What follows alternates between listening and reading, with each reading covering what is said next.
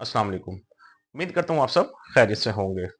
Sugar के मरीजों का जो सबसे बड़ा मसला है वो ये है कि रोटी कौन सी खाएं। रोटी अक्सर औकात डॉक्टर हज़ार शुगर के मरीजों को मना करते हैं। उसकी क्या वजह है? उसकी वजह यह है कि रोटी के अंदर कार्बोहाइड्रेट्स बहुत ज़्यादा होते हैं जो आपके ब्लड शुगर लेवल को बहुत ज़्यादा हाई लेवल पे ले जाते हैं। तो खासकर वो लोग जिनका HbA1c बहुत ज़्यादा है या जिनकी शुगर लेवल नीचे नहीं आती, उनको तो रोटी सख्ती से मना होती है। लेकिन वो हजरात जिनके शुगर लेवल बहुत ज्यादा नहीं है, नॉर्मल के करीब करीब ही रहते हैं, तो वो रोटी किस तरीके से खा सकते हैं। आज मैं आपको दो चीजें ऐसी बताऊंगा जिन्हें आप अगर आटे में मिक्स करके रोटी पकाते हैं तो आपकी ब्लड शुगर लेवल नहीं बढ़ेगी। जी हाँ, आपने बस वो दो चीजें जब रोटी बनाने के लिए आटा मिक्स करना है, वो मिक्स करने से पहले आपने उन दो चीजों को आटे के अंदर शामिल कर लेना है। उससे क्या होगा? उससे ये होगा कि आपके जो ब्लड शुगर लेवल जो ज्यादा होता है रोटी खाने के बाद, वो आपका ज्यादा नहीं होगा, बल्कि आप नॉर्मल के करीब करीब ही रहेंगे। सो वीडियो को लास्ट तक ध्यान से जरूर सुनिएगा कि वो दो चीजें कौन सी हैं और उन्हें कितनी मिकदार में आपको आटे में शामिल करना है। तो चलिए चलते हैं अपनी वीडियो की तरफ। उन चीजों से पहले मैं आपको थोड़ा आटे के बारे में बता दूं। उसके लिए आटा कौन सा लेना है आपने। गंदुम की अगर आटे की बात करें तो गंदुम का आटा बिल्कुल शुगर के मरीजों के लिए मना होता है, क्योंकि उसके अंदर कार्बोहाइड्रेट्स बहुत ज्यादा होते हैं। उनकी अगर एक चपाती अगर हम खा ले तो एक चपाती के अंदर जो है वो तकरीबन 70 से 80 के करीब कार्बोहाइड्रेट्स होते हैं, जो कि शुगर के मरीजों के लिए बहुत खतरनाक है। और ये कार्बोहाइड्रेट्स कॉम्प्लेक्स भी नहीं होती, ये सिंपल या प्लेन कार्बोहाइड्रेट्स होते हैं जो कि डायरेक्ट शुगर में शामिल होकर ब्लड में शामिल होकर शुगर लेवल को स्काई रॉकेट की तरह आसमान पे ले जाते हैं। तो आटे की अगर बात करें तो इसके लिए कम से कम आपके पास जौ का आटा होना जरूरी है। जौ के आटे की रोटी का आपको फायदा यह है कि जौ का आटे के अंदर एक तो कॉम्प्लेक्स कार्बोहाइड्रेट्स होते हैं, दूसरा जौ के अंदर आप ग्लूटेन फ्री होता है। जौ ग्लूटेन जिस्म में सोजिश पैदा करता है, जिस्म के अंदर इन्फ्लामेशन करता है, जो कि नुकसानदेह है बहुत ज्यादा। सो जौ की आटे की रोटी अगर आप इस्तेमाल करें तो वो बहुत बेहतर है। तो आटा आपने कौन सा इस्तेमाल करना है? जौ का आटा।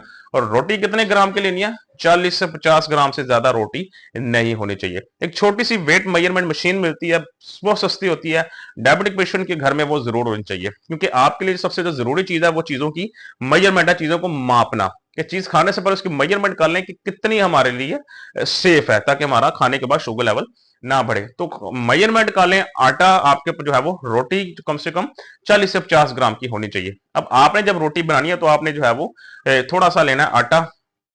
उसके अंदर आपने क्या करना है? उसके अंदर आपने एक दो टी स्पून होता है, एक होता है बड़ा चम्मच जिसे हम टेबल स्पून कहते हैं, एक होता है छोटा चम्मच जो हम टी स्पून कहते हैं।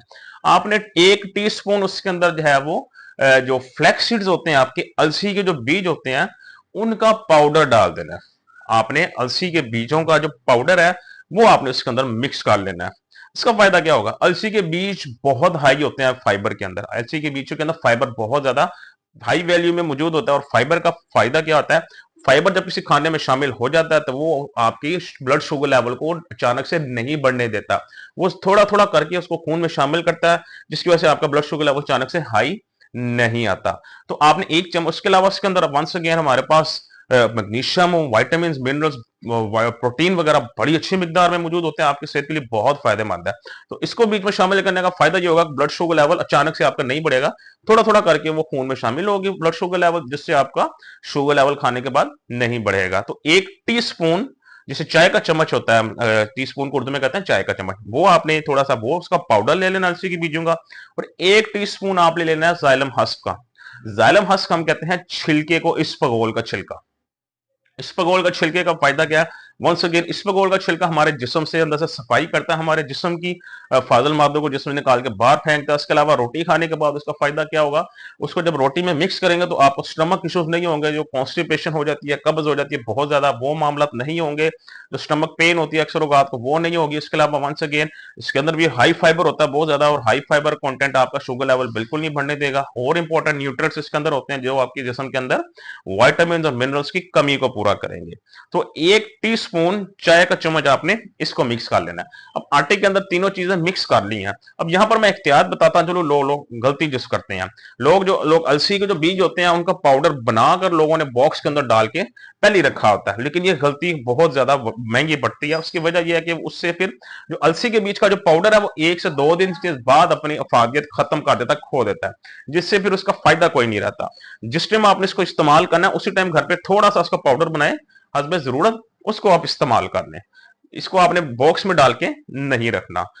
अलसी के बीज का पाउडर तीनों चीजें मिक्स करके अच्छी तरीके से इसकी 40 से 50 ग्राम की एक रोटी बना लें और रोटी आप लोग एंजॉय करें। आप रोटी खाने से पहले अपना ब्लड शुगर लेवल देख लें और रोटी खाने के 2 घंटे बाद अपना ब्लड शुगर लेवल खुद देख लीजिएगा। आपके ब्लड शुगर लेवल उस रफ्तार से नहीं ऊपर गया होगा जिस रफ्तार से अमूमन आपका रोटी खाने के बाद ब्लड शुगर लेवल ऊपर जाता है। इसको आप रोटी को आप इस्तेमाल करें, रोजाना के भी आप इस्तेमाल कर सकते हैं। कुछ सजेशन तो मैं यही दूंगा जिनका HbA1c 7 से ऊपर है, 7.5 8 या बहुत ज्यादा 10 से भी ऊपर है, या ब्लड शुगर लेवल रैंडम और फास्टिंग जो है ना उनकी बहुत हाई रहती है, उनको मैं यही सजेस्ट करूंगा कि रोटी फिलहाल स्किप कर दें। आप लोग रोटी के बगैर अपना जो है वो डाइट प्लान को मैनेज करें ताकि आपके ब्लड शुगर लेवल पहले नॉर्मल साइड पर आए, उसके बाद आप अपनी रोटी को अपनी डाइट में शुरू करें। लेकिन जिनके नॉर्मल के करीब है, प्री डायबिटिक है बेशक, या जिनके कोई 6 से 7 के दरमियान है, शुगर लेवल नॉर्मल के करीब ही आता है, वो अपने इस तरीके से रोटी का इस्तेमाल करें। अगर आपने पराठा बनाना है तो दिन में एक दफा पराठा बना सकते हैं, इसी आटे का इतनी मिकदार रखनी है, लेकिन आटा देसी घी का या मक्खन का आप लोग बना लिया करें। तो इस तरीके से रोटी का इस्तेमाल करें, इंशाल्लाह आपकी ब्लड शुगर लेवल भी कंट्रोल में रहेगी। बाकी खुश रहें, खुश रखें। कल इंशाल्लाह दोबारा आप लोगों से मुलाकात होगी। अपना ख्याल रखिएगा। अल्लाह हाफिज।